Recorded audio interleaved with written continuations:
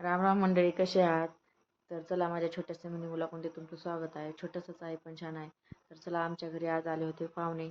कसं बाळाला बघण्यासाठी खूप दिवसाचं सांगत होते यायचं यायचं, पण कसं गावाकडे शेती वगैरेच काम असतं, त्याच्यामुळं त्यांना टाईम वगैरे भेटलं नाही. तर मस्त टाईम वगैरे काढून आलते. तर मस्त गप्पा वगैरे मारलं. तर चला म्हणलं, गच्चीवर कपडे वगैरे होते. पाऊसचं असं वातावरण झालं, त्याच्यामुळे कपडे वगैरे काढायला गेले तर काही ओले आणि काही सुके होते. तर घेऊन आले.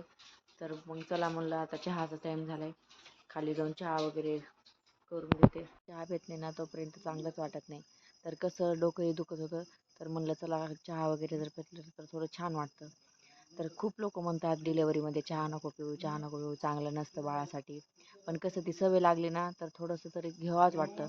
तर पिल्यावर कसं छान वाटतं, त्याच्यामुळं मग थोडंसं घेतलं. तर मग ताई ते इथंच काकू वगैरे असतात, तर त्यांच्याजवळ गेल्या. तर म्हणलं थोडं थांबून येतात. तर कसं थोडंसं आराम वगैरे केला. आणि मग नंतर स्वयंपाक पण बनवायचं होतं. तर मी म्हटलं त्याच्या आधी चहा वगैरे पिऊन घ्या.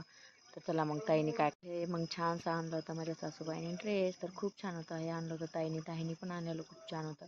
तर कसं आता ते येणार नव्हतं, 1.5 वर्षाने मस्त येऊन जाईल. आणि तिने चांदीचे कडे पण आणले होते. तर चांदीचे कडे आणले होते, तर असं समजतच नव्हतं हातातले आहे की पायातले. तर मी ताईला सांगू लागले, ताई हातातले आहे की पायात? ताई हसू लागली, अगं ते हातातले आहे.